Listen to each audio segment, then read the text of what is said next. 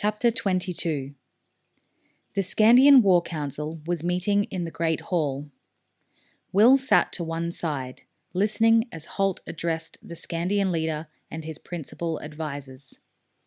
Borsa, Irak, and the two other senior Jarls, Lorak and Ulfak, flanked the Oberjarl as they clustered around the table where Halt had spread an immense map of Skandia. The ranger tapped a spot on the map with the point of his sax knife. As of last night, he said, the Temujai were here, maybe 60 kilometres away from Hallisholm. The delaying raids are having exactly the sort of effect we wanted. The advance has gone from 30 kilometres a day to less than 12. Shouldn't cavalry move faster than that? Asked Ulfak. Halt perched one leg on the bench beside the table and shook his head. They'll move fast enough when they're fighting, he told them, but right now they're conserving their horses' strength, letting them feed and move easily.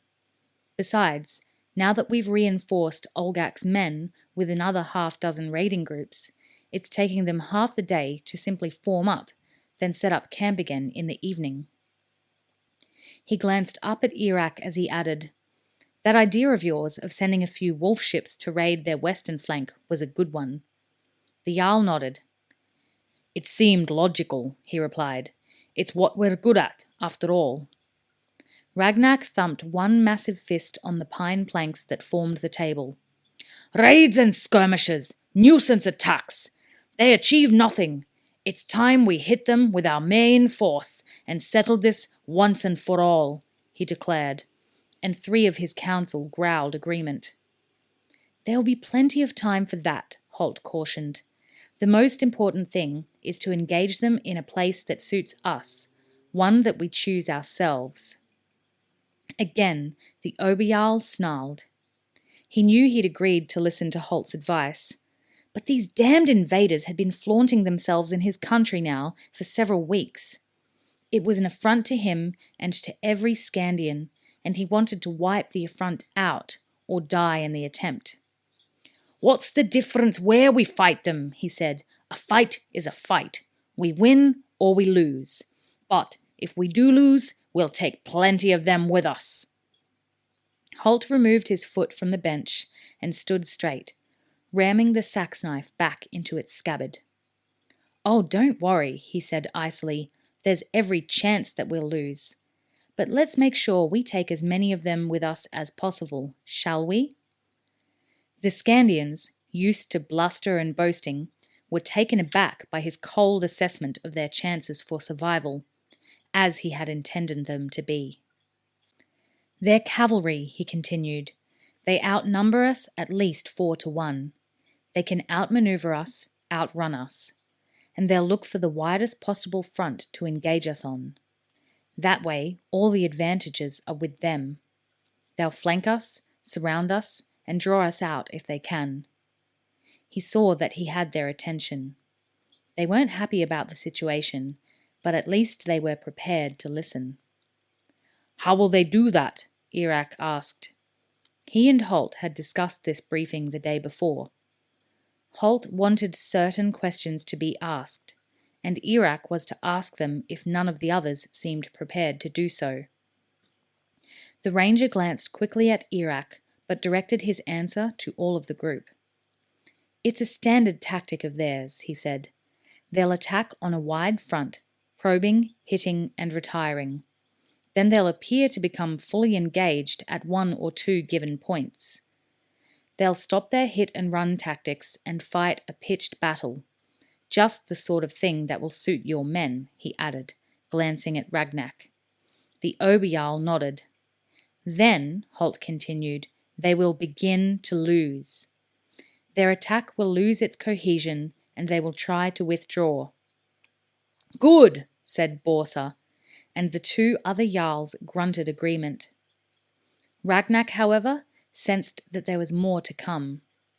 He didn't comment for the moment, but gestured for Halt to continue.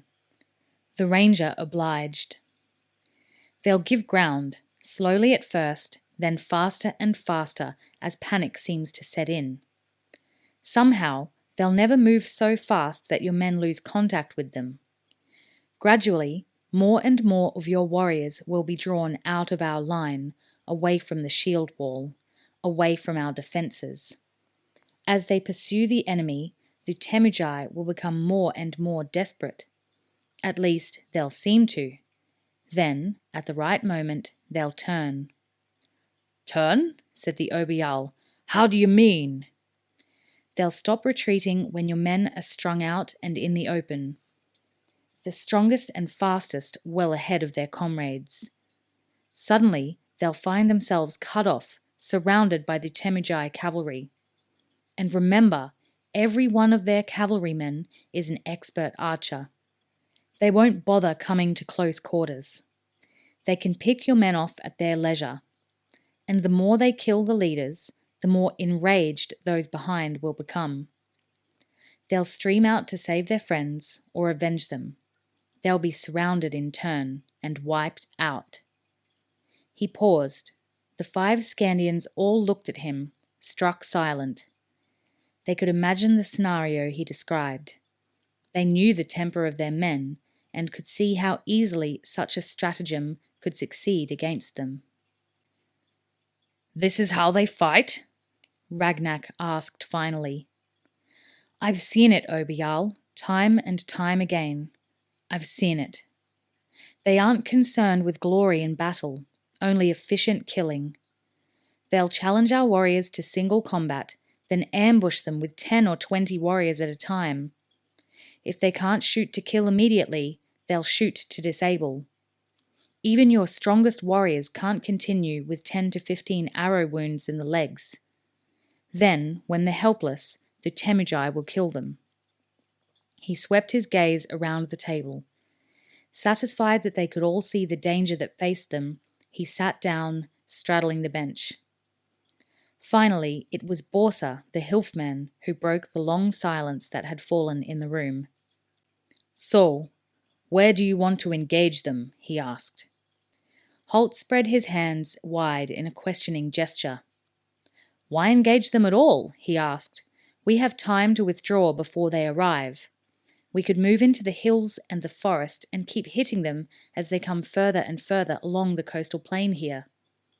"Run away, you mean?" Ragnak asked, his tone angry. Halt nodded several times. "Yes, run away. But continue to hit them at 20 or 30 or 50 points along their column.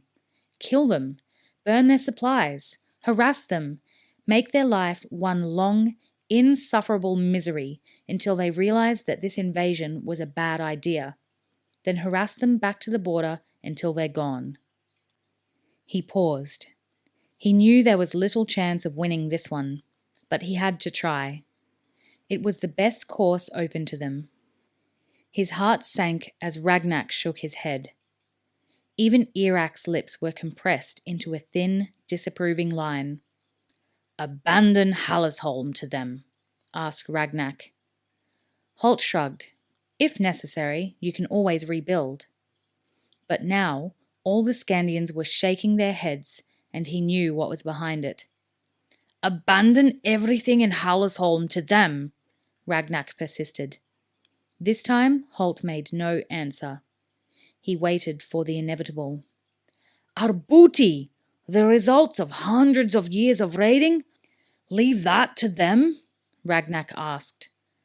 And that, Halt knew, was the crux of the matter. No Skandian would ever abandon the loot he had stored up over the years. The gold, the armour, the tapestries, the chandeliers, the 1,001 items that they hoarded and kept and gloated over in their storehouses. He caught Will's eye and shrugged slightly. He'd tried. He didn't even wait to hear the answer from the Obial, and Ragnak didn't bother to state it. His tone had said it all. Halt moved to the map once more and indicated the flat lands outside Hallisholm with his knife point. "Alternatively," he said, "we stop them here, where the coastal plain contracts to its narrowest point." The Skandians craned to look again. They nodded cautious approval, now that Halt had withdrawn the suggestion that they should abandon Hallisholm and its contents to the invaders. This way, they can't attack on a wide front.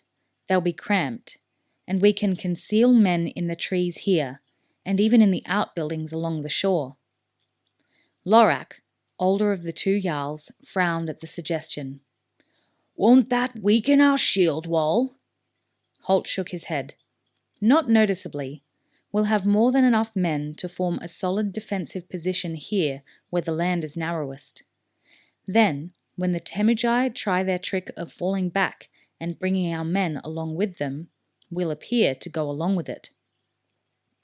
Irak moved forward to inspect the narrow neck of land that Halt was indicating. You mean we'll do as they want? He asked. Halt pushed out his bottom lip and cocked his head to one side. We'll appear to, he admitted, but once they stop withdrawing to counterattack, we'll bring our ambush forces out of hiding and hit them from behind. If we time it correctly, we could make life very unpleasant for them. The Skandians stood, staring down at the map. Borsa, Lorak, and Ulfak had blank looks as they tried to visualize the movement. Irak and Ragnak, Halt was glad to see, were slowly nodding as they understood the idea. Our best chance, he continued, is to force them into the sort of engagement that suits your men best. Close quarters, hand to hand, every man for himself. If we can catch them that way, your axemen will take a heavy toll on them. The Temujai rely on speed and movement for protection. They're only lightly armed and armoured. If we had even a small force of archers, it could make an enormous difference, he added. But I suppose we can't have everything. Halt knew that the bow wasn't a Skandian weapon. It was no use wishing for things that couldn't be. But in his mind's eye, he could see the devastation that an organised party of bowmen could cause. He shrugged, pushing the thought aside. Irak looked up at the grey-cloaked ranger.